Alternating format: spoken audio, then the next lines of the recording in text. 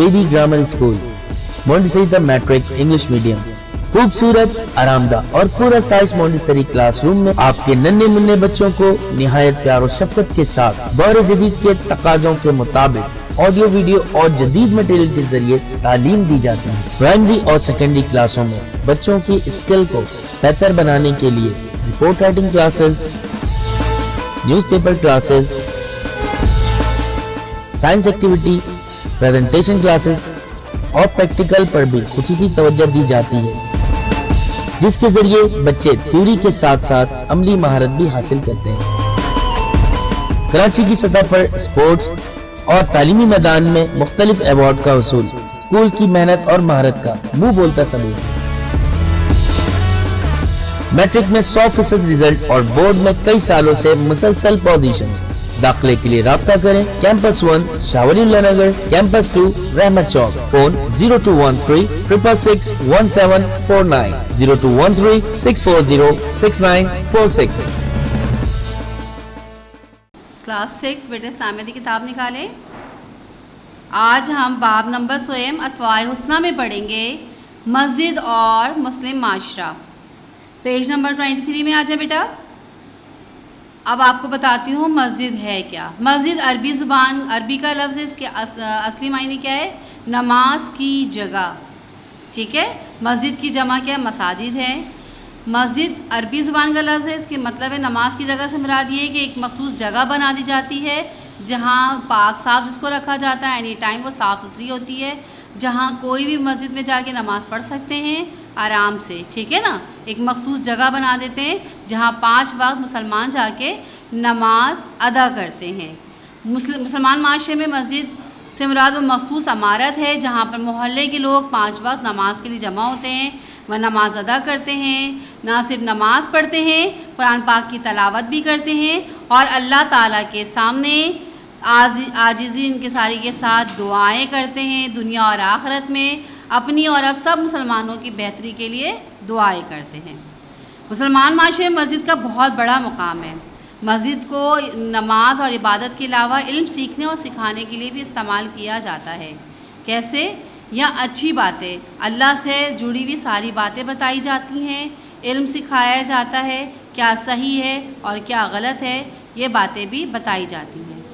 اور ایسی مسجدیں جہاں نماز جمعہ نہیں ہوتی، اس کے لیے دوسری مسجدیں جانا پڑتا ہے بعض اوقات، وہ مسجد جامع مسجد کے نام پر اسے منسوب کیا جاتا ہے، اسے جامع مسجد کے نام سے وہ مشہور ہے۔ مسجد آپس میں میل جول اور محبت کا مرکز ہے۔ کس طرح کہ مسجد میں لوگ مسلمان جو ہے جب اکٹھے ہوتے ہیں 5 وقت نماز پڑھنے کے لیے، چاہے وہ امیر ہو یا غریب، ایک وقت میں اللہ کی پکار پہ وہ جب اکٹھے ہو کر ایک باوضو ہو کر صفوں سے صفے ملا کر جب وہ کھڑے ہوتے ہیں، غرور اور تکبر ان کے دل سے ختم ہو جاتا ہے، غریبی اور امیری کا فرق ختم ہو جاتا ہے اور سارے مسلمان ایک بھائی ہو کر ایک جگہ کھڑے ہو جاتے ہیں۔ اس طرح آپس میں میل جول بڑھتا ہے، محبت بڑھتی ہے، ٹھیک ہے۔ اس طرح کیا ہوتا ہے، ہمیں ایک دوسرے کے غم، دوسرے کی تکلیف کے بارے میں پتہ چلتا ہے۔ آپس میں جب ہم اکٹھے ہوں گے تو دوستی بھی ہو جاتی ہے، دعا سلام بھی ہو جاتی ہے، محبت اور اخوت پیدا ہوتا ہے۔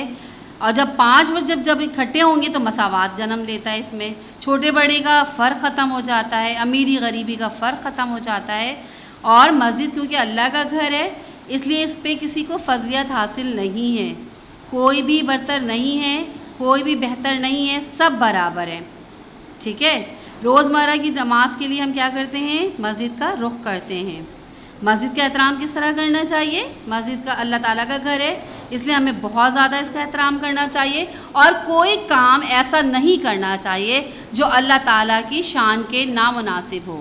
کیسے؟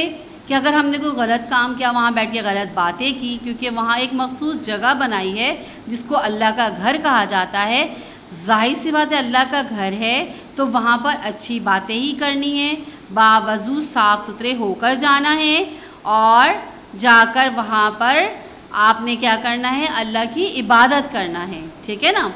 مسجد میں شور و غل بھی نہیں کرنا۔ فضول میں شور و غل کرنے سے کیا ہوگا؟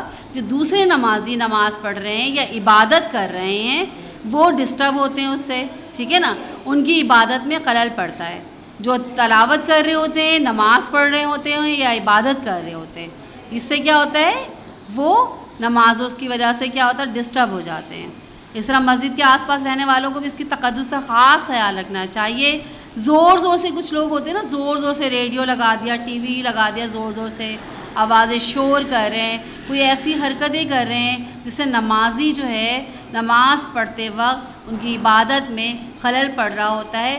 یہ بھی ایک مسجد کا احترام ہے اور اس کی خلاف ورزی کرنا بھی گناہ ہے, نہیں کرنا چاہیے, محتاط ہو کے رہنا چاہیے. مسجد کی دیکھ بھال بھی ہماری ذمہ داری ہے. کس طرح؟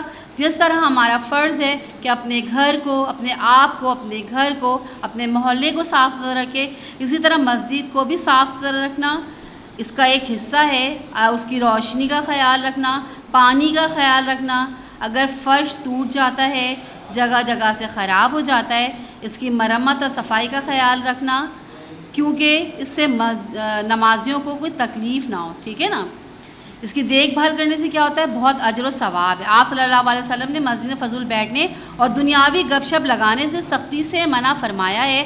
آپ صلی اللہ علیہ وسلم یعنی خاتم النبی نے ہمیں تاکید کی ہے کہ مسجد کو نماز, تلاوت اور اللہ تعالیٰ کے ذکر سے آباد رکھیں. نماز, تلاوت اور ذکر سے کیسے آباد رکھیں؟ آپ نے فضول کام تو کرنا ہی نہیں. یہ نہیں کہ جا کے آپ نے دوستی ہے تو ان سے باتیں کر لی, دنیاوی باتیں کرنی ہے, یہ سخت منع ہے. ٹھیک ہے. اللہ تعالیٰ کے ارشاد ہے, مساجد کی تعمیر انہیں آباد صرف وہ لوگ کرتے ہیں جو اللہ پر اور قیامت کے دن پر ایمان رکھتے ہیں. آپ صلی اللہ علیہ وسلم کے ارشاد ہے, جس نے اللہ تعالیٰ کی خوشنودی کے لیے مسجد بنائی, اللہ تعالیٰ نے اس کے لیے جنت میں محل تعمیر کر دیا. کس طرح کہ آپ نے مسجد کی تعمیر میں اگر حصہ لیا ہے, اس کے بننے میں مدد کرتے ہیں آپ, تو جنت میں آپ کے لیے ایک محل تعمیر ہو جائے گا. اس کے آداب میں کیا ہے, اس کے کس طرح آداب ہے مسجد کی, یہ بتاؤں گی میں. پہلا پوائنٹ ہے, مسجد میں گھر کی طرح ٹانگیں پھیلا کر بیٹھنے اور لیٹنے سے اجتناب کریں. ٹھیک ہے. ایک طریقے سے باوضو ہو کے بیٹھنا ہے, طریقے سے بیٹھنا ہے. ٹھیک ہے. اور قبلہ رخ ہو کے بیٹھنا ہے. مسجد میں فضول باتیں, دنیاوی گپ شپ اور کاروباری معاملات طے کرنے سے احتذار کریں. اور مسجد میں گندگی پھیلانا, غیبت کرنا اور زور زور سے ہنسنا بہت بڑا گناہ ہے. یعنی ہنسنے پر بھی ہے, کیونکہ ہنسنے پر دوسرا عبادت کرنے والا یقیناً ڈسٹرب ہوگا. اس لیے کہا جاتا ہے وہاں سے زور زور سے ہنسنا تو ویسے ہی منع ہے, آپ کو پتہ ہے نا. مسجد میں کوئی بدبودار چیزیں یعنی مثلاً لہسن, پیاز اور مولی وغیرہ کھا کر آنا بہت برا ہے, کیونکہ اس کی بدبو سے دوسرا نمازی جو ہے وہ ڈسٹرب ہوتا ہے. مسجد میں موجود فرشتوں کو بھی تکلیف ہوتی ہے. اس لیے کہا جاتا ہے کوئی ایسی بدبودار چیزیں نہ استعمال کرے کھانے کے لیے. مسجد میں اپنے لیے جگہ مخصوص کرنا یا اگلی صف میں بیٹھنے کے لیے لوگوں کی گردنوں اور کندھوں کے اوپر سے گزرنا سخت ناپسندیدہ کام ہے. یعنی کہ اگر آپ کو اگلی صف میں جانے کا شوق ہے تو آپ پہلے آ جائیں, لیکن یہ تو نہیں ہے کہ کوئی عبادت پہ مشغول ہے تو آپ اس کے اوپر سے کودتے پھانگتے ہوئے آگے بڑھ گئے. یہ نہیں کرنا چاہیے. ٹھیک ہے. یہ ناپسندیدہ عمل ہوتا ہے اللہ کے نزدیک. مسجد نماز پڑھنے والوں کے لیے آنے سے گزرنا گناہ کا کام ہے.